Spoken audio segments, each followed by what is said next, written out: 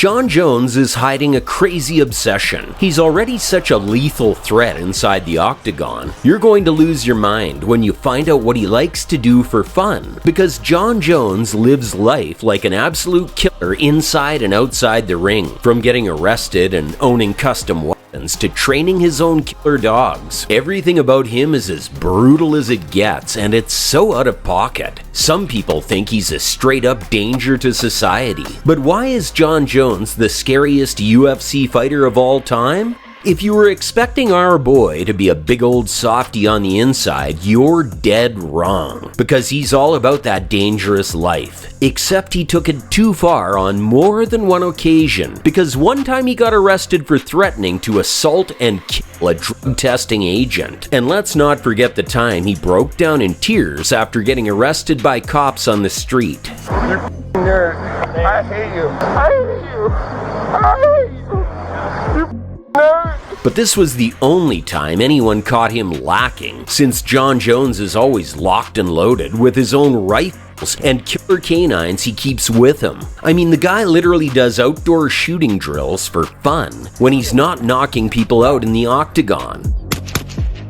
Like he did just a few days ago when he absolutely obliterated Stipe Miocic, to the point where even Dana had to praise him constantly after the fight. Jon literally picked him apart. Every time he kicked the body, I thought it was over. In fact, Jon Jones even broke a record by becoming the first UFC fighter to defend his title in 3 different title reigns. So maybe he's put the greatest of all time debate to rest. But there's still a few problems, because the haters still haven't forgotten the time he tested positive for steroids after he regained the lightweight title in a fight against Daniel Cormier, which a lot of people think is proof enough that he's a fraud who will cheat his way to victory, because he's been busted before this as well. If you go back to his first positive test results, I believe he tested positive for clomiphene and letrozole way back in like 2016 or something. Despite this, a lot of people agree that he's the undisputed king of the UFC at the moment, because even the next American president, Donald Trump, was watching the match up close and couldn't help but congratulate our boy Jon after his win. Tonight it is all about Jon Jones sharing the belt there with the president-elect Donald Trump. Although a lot of fans think there was no need for Jon to share the belt with him, especially because of how divided political opinions are. Donald J. Trump is now president of the United States.